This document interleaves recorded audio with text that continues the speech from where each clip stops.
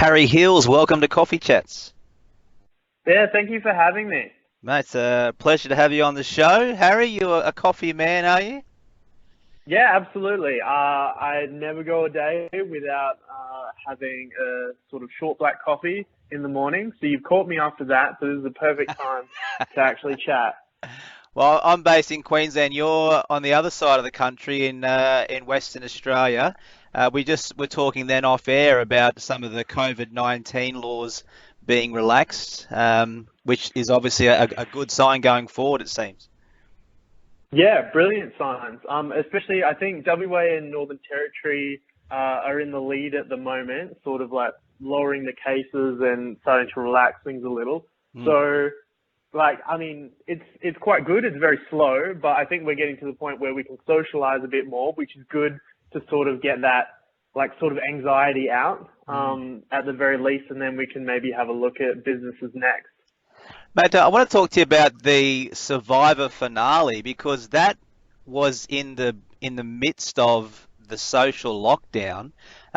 When you were overseas doing this show, I mean, obviously it's recorded beforehand, but like, give me an idea of the timelines. When did all the restrictions happen? Were you still overseas then? No, so for All Stars, the filming was actually done quite a way ahead compared to season 4, which I was also in. Luckily, coronavirus didn't affect it at all because if it had have like come into play while we were out there, I have no idea what would have happened. Because You might still be there. production, yeah, you might get stuck there. Like, I mean, the production side of it is probably the most crazy side of it because that's all these teams that are in close knit to each other. Like, we're talking hundreds of people. And so that sort of thing wouldn't have been allowed to go on. And so I'm very, very thankful that got all out of the way. And then things were only just starting to hit when we filmed the finale. Now, normally the finale ends up being this sort of big, elaborate live show. And that obviously didn't happen this time. And we managed to just fit in a filming of the finale before things really started getting heated in New South Wales, which was super lucky. Managed to get a lot of the cast there. Some people were in via video link, but yeah, I'm just thankful we got it filmed because without it, it's like it would have been the weirdest end to a Survivor season ever. Right. Remind me, did you go to the final, the finale? Yeah, so I was at the finale. There was a good, I think, 16 or 17 of us out of the 24 that started the game. So it was pretty fun to see people again because usually, like, you're sort of getting these interactions with people. But I mean, I'm in Perth, so I don't actually have a ton of other Survivor players that live here in the city. So it's just fantastic. Any chance you can get to see other players again, like, I'll take that. Yeah. I mean no disrespect to Osher from The Bachelor, but can I say it was very disappointing because as a fan, you grow attached to the contestants like yourself, you grow attached to the host, Jonathan, and when he wasn't there, you kind of feel like, oh, well, it's not what it should have been. Yeah, of course. And it's the sort of thing where JLP has been honing his craft and really honing it towards that survivor model for years now. And you can tell the difference, like the effort that he's put in to actually becoming that amazing host. And Osher is a great personality and he's a great host for The Bachelor, but you can sort of tell that difference where Osher hadn't Exactly. done those years of sort of practice and like being amongst that environment. He sort of has his own environments where he's very comfortable, and this was a thing out of his comfort zone. But like, props to him. He did pretty decent job for the amount of notice he got. But like, yeah, you can still sort of tell that difference between someone that's been in the environment for so many years and JLP. Exactly. I'm going to start calling him JLP now as well, if that's okay. That's all right with me. I mean, yeah, I think it's like 50-50. Some are JLP, some are Jonathan. I personally had a season where there was already a John standing next to me, so I just went with JLP. Yeah, right. Well, you had him in both seasons, didn't you, John? Yeah, like pretty much the whole time. Yeah. Mate, so many questions, so many roads I want to take you down, but I might just start by asking, I know you were a big Survivor fan before going on in season four. As you mentioned earlier, Hmm. you did season four, made it to the final three, then backed up and did All Stars this year. Um, Hmm. being a fan, watching in front of the TV at home, to actually being there as one of the contestants, what were some of the biggest maybe surprises for you, or some of the more standout things? I think the biggest thing that surprised me was just the grind of it all. The fact that things are just way longer in reality than they are on the TV. So, like, example one, I lied about having a fake child, and on TV, that's great. That's funny. Like this lie, it's only there for a little short period. Mm. Whereas on the show, that's 3 weeks, It was huge. 24 hours a day, you got to lie. You have to lie about stories about the child. You have to lie about their progress. You have to lie about maybe they have friends, maybe they do things a certain way. And it's just these huge, elaborate stories. And a lot of people could see through it quite quickly. But what do you do at that point? Like, do you stop? And so eventually it got to such a point where people would just ask me about it on purpose to try and mess with me. Try and And so I just catch eventually you out. just admitted it and decided it was time for a fresh start. And it was just fantastic because it happened at a tribal right in front of everyone. So you can just admit to the lie in front of everyone and move on with the game. Well, as you know, I had Janine on the show last week, and we spoke about lots of things, Boost Juice and Shark Tank, but we obviously spoke about Survivor as well. And I reached out to you and, said, was there any sort of questions or comments that you had for Janine? And we had a lovely conversation. But watching the show again as a fan, I had a lot of time for you because whilst you were lying, you were happy to say, yeah, I'm lying, and being completely transparent about it, being completely open about it. Here's the thing about Survivor, and you know better than anyone, everyone is lying. You can't not lie. So I liked the game that you took on both occasions by saying, yeah, I did it and I'm happy to put my hand up. Whereas someone like Janine, that they call you cunning, Well, Harry, but I think she was the most cunning of all. I think she was a better player than me. If I'm going to be perfectly honest, I think she was a much smarter player going into it than me. And I went into the game thinking that I would have this great influence. If people didn't want to play like me, I thought maybe I could just drag them down into the mud with me, and we'd have this sort of like real sort of gritty game where people were like blindsiding each other all the time. And that just didn't really happen for some other players, because in reality, if you try and do that, people can just vote you out. They just get rid of you. So I think Janine is a far smarter and far better player than me. I think that lying all the time doesn't get you as far as lying with sort of strict purpose. And that's what she did. She would only lie to really protect herself. I mean, lying doesn't get you far. I mean, you've only got to look at Dave to know that that's not true. Well, it's such a hard thing, because it's like you can really measure Survivor in so many different ways, and that's the beauty of the game. Is yes, there are crazy players and liars, and there's other people like challenge beasts. There's people that are heroes, and there's really no sure way of knowing how is the best way to get to the end and how is the best way to win. I think Dave proves that you can do a bit of everything. He sort of would lie, but it would be quite strategic. And then a lot of people didn't see on the TV that he was really playing this amazing social game as well, where everyone wanted to be his best friend, Everyone and loved everyone wanted to play with him. Even the people he's voting out still wanted to be best friends with him. Like, like you saw them. Like, I watched them come into the jury. Like, so I'm coming, 11th place, and I'm watching person after person come into the jury, and they're telling their story, and they all love Dave. Every single one loves Dave, even though he's been either a part of getting rid of them or has been sort of nonchalant about them going. See, I have a lot of time for you. You grab a couple of close alliances and you stick with them and you're loyal to them for as long as you can be. Um, I'm not a fan of Dave. Now, to be fair, I haven't played the game, so it's hard to say not being, in his presence. But I just can't warm to the guy, and Really? yeah, I just You're one of see the rare ones. I see such a fakeness about him, and and to be fair, I would say that to his face. Um, I just think that social game can go too far. And look, it worked for him, so who am I to say? But is that of all the different elements, being a challenge beast, having a good social game, all of these things, is the social game the be all and end all? More or less, yes.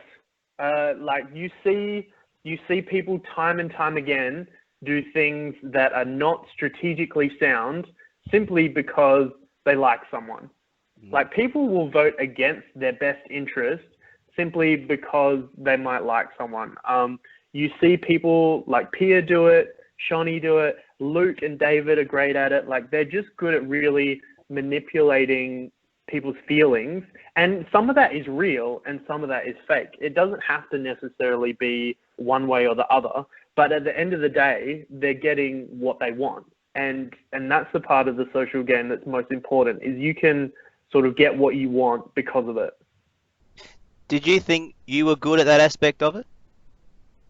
I've certainly improved over time. I was not great at it at the beginning of season 4 because I didn't put that much value in it because I hadn't seen that daily grind about how you can slowly manipulate people over long periods of time. You don't just have to come at people with blindside after blindside. As fun TV as that is, and as good as it is for your resume, it's better to slowly push people a certain direction. And so I feel like I've sort of grown better at that. It's something that you just naturally pick up as you play Survivor. And so I Well, think by the time Harry, you also had a child to look after at that point too, don't forget. I know I was distracted. That's right.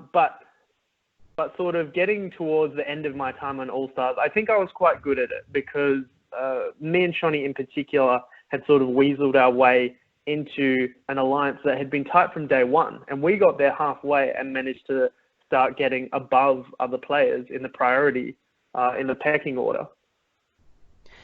Mate, I want to take the conversation to the moment when my partner and I both agree was your downfall, and this is in All Stars, and maybe you'll agree, maybe you think we're way off track, but I'm not sure what the advantage was that you had up your sleeve, but you had an advantage, and you were reluctant to play it, and there was a bit of a groupthink sort of situation. Lots of people, were almost like some peer pressure happening, and then you divulge this advantage, which for that particular episode worked in your team's favour, but long term, I think you left one or two episodes after that. Can you recall what I'm talking about? Yeah, I can talk you through that. So I had an advantage that completely stopped a tribal before the votes are read. So essentially, no one goes home if it gets played. And it only worked for 2 tribals, that being the second tribal that we obviously weren't going to because we just won tribal immunity. And so the thought was I could maybe give it to Nick and save him, and we might go to merge, having an extra person on our side. So that was the thought process. But there were so many other different thoughts that came into play. One, and the biggest one, was that we were worried we'd just go back to another challenge and back to another immunity. And if we lost, we would have to get rid of one of our 5. And we really didn't want to do that. By not giving it to Nick, we guaranteed all of us safety into merge. So that was the main thing stopping me. And we had no idea whether we would go to merge if I played the advantage, or if we would go back to another challenge. But the thing was with Shawnee, Nick was your other biggest partner. Yeah, absolutely. But you have to weigh up everything. Like, one, we're looking at our safety. You have no guarantee that like him coming over to us is going to benefit us. Like, there's no guarantee of that. It was likely, but no guarantee. And on top of that, these are sort of numbers that I've looked at post game, and we were still going into the merge, even if we have Nick. That's 6 on our side and 7 on their side. We have no idols or advantages, and they have 2 idols. So unless we manage to flip Lee, which is very unlikely, we weren't going to win that encounter, because Sean is really good friends with Mo outside of the game. She was never going to come over to our side.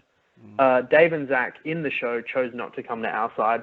Lee was the only possibility to flip and save us, and we literally just voted out all of his best friends in the week before that.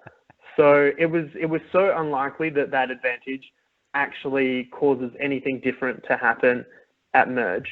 So I don't think that that's the sliding doors moment. I think for me, the sliding doors moment was probably getting rid of Matt Rogers.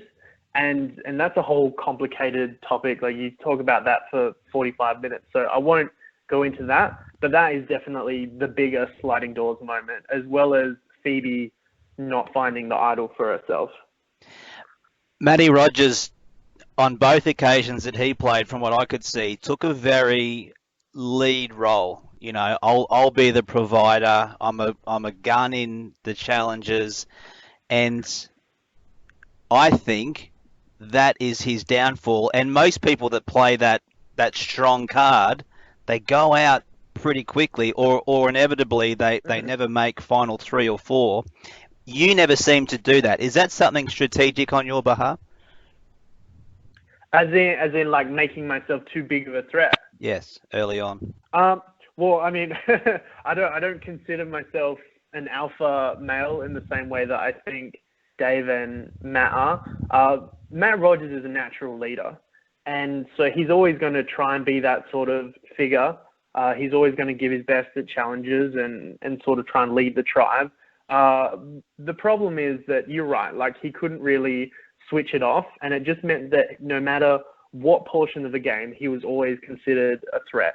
And I think a part of the reason why we didn't end up working well together is he wasn't really happy to take a back seat ever.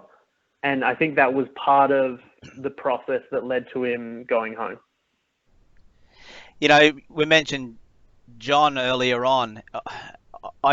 My criticism of him, he sounds like a lovely bloke, but in both times, he played in both the seasons you did, he played the exact same game both times, as at least from what I saw on the TV. Would that be fair to say? Yes and no. He definitely had learnt a lot from his first time.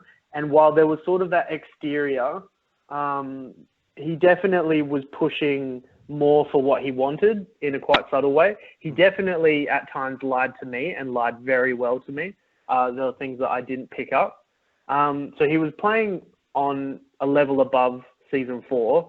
But I mean, there are some players that are just themselves. Like, that's just the way it is. And I think that is what makes Australian Survivor quite interesting, is you've got people that are very gung-ho players, and then you've got people like Tarzan or John that are just, they're going to rock up and they're going to be themselves. They're not going to try and really play this extreme game, because it's just not them. And I think if you're going to go from being a good Survivor player to an incredible Survivor player, you just have to be someone that learns to negotiate with that. And I think that's something Dave did better than anyone, is negotiate the players that really contrasted with his own style. In season 4, I just knew. I as soon as you got voted off, I stopped watching. And I'm not saying that because I'm talking to you today, but you were just, I think every viewer has that person that they want to see do well. And then after that, it's you sort of lose interest. But in season 4, you just knew Dave wasn't going to win. You just knew you guys were going to vote him off at some point. I thought the exact same thing in All Stars, but he just never seemed to go away, and eventually won the series. Did you think he would go that far?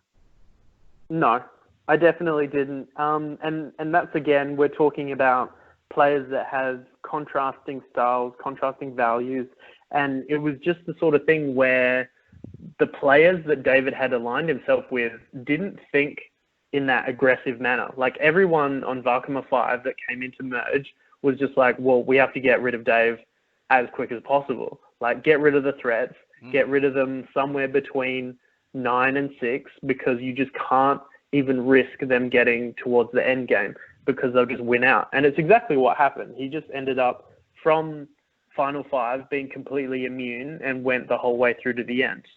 So I didn't expect it, and I was very, very surprised that no one went after him earlier, not even to flush an idol, because I don't know, like being in the majority, being at the top, that shouldn't mean that you stop. Like if you're someone like Tarzan, Mo, or Shan, really you should be trying to consolidate that power and sort of removing it from other players.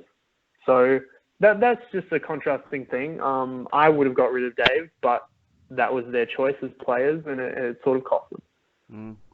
I made a joke in doing some promotion that I was having a chat with you. I said the one thing that we have in common is neither of us have won Survivor before. Why do you think you didn't win? Well, season 3, like it was just a matter of positioning. I thought I'd timed things perfectly because I was getting rid of the last person that was probably ahead of me in the pecking order in Luke at Final 4. And so I thought I'd time that perfectly. Go into Final 3. Neither Baden or Pia were known as incredible challenge threats. Baden's actually quite good at challenges, but not known as this big threat. So I thought, I win the Final 3, I win the whole thing. Sure. So that just really came down to me being too much of a threat, and Pia sort of pulled through. But it was close. It's one of those just sliding doors things where maybe I could have had a better relationship with Baden. The second time I was pretty much screwed most ways you look at it. People just saw me as a threat and really just wanted to get rid of me somewhere in the 12 to 8 player left sort of zone. And I don't blame them for that because I think I could have gone through the cracks if I had have made it towards that end game. But yeah, I think it was just the threat level. I think you just look at certain players and you know what portion of the game they're going to do well. And I do quite well towards the end game. So in they got all, rid of me. They got rid of you, exactly. And again, I switched off afterwards.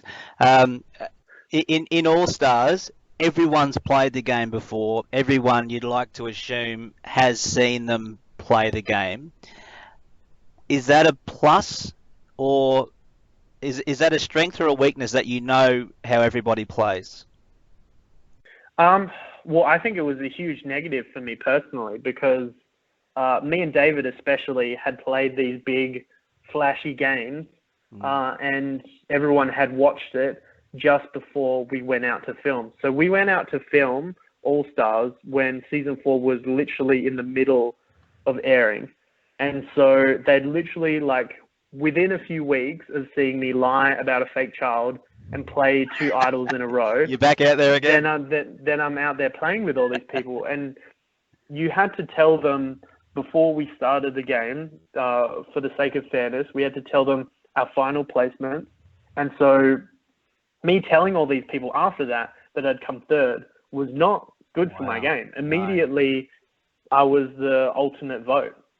Day 2, people definitely wanted me gone on day 2. And so it wasn't a great thing for me. It was a strange thing though, because I think after the first sort of week or 2 weeks, that sort of subsided a bit and people sort of naturally went into the game that was being played out. So for me, not a good thing that everyone had watched, but again, it really has pros and cons. I was only able to make a really fun alliance with Nick and Shonny because I was a massive fan of both of them. Played twice now. Are you happy your Survivor days are done, or is there still that little bit of you that would like to do it again? Look, if I was offered in a couple of years, I wouldn't say no. We'll Mm. just put it that way. I think for right now, I'm quite happy living my normal life. I've got some things to get to, namely wedding and back to my job. But I think give me a few years and we'll see how we go. Who knows? I'm not asking how much, but maybe just a yes or no. Does Survivor pay you while you're doing the show? You get a sort of small fee so that you can pay your rent and that sort of thing. Yeah, right. And what did you say? Nothing. Did you say I need $10,000 a week for rent? Did you say that? Or- Yeah, to see if you can negotiate a bit more. I was in it for the $500,000. Exactly. Go on. No, I was just gonna say, like, yeah, I was just there for the $500,000, especially the second time. Like, I wasn't there to entertain. I wasn't there to do anything else other than see if I could win. It was a strategy the whole way, just to get the prize money. Reading some of the glossy mags, I know they rarely tell the truth, and as a journalist, I get told that all the time. But there was something I read that being on All Stars did have some effect on your relationship. Is there any truth to that? Yeah, definitely. I mean, you look at it just logically. I spent 4 out of 6 months away with basically no contact. So just imagine any relationship where you're spending that sort of time away with zero contact. Like, there's going to be a sort of awkwardness, and there's going to be like some real work that you have to put in to actually get things back to normal. On top of that, like, I mean, you're always looking at problems that come out of being on a popular TV show. I mean, you've got people on social media that will hate you and they'll have a go at you, and that's something that Jordan, my partner, has to see.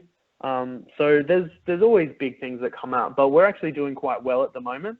So hopefully it's just something that you work at.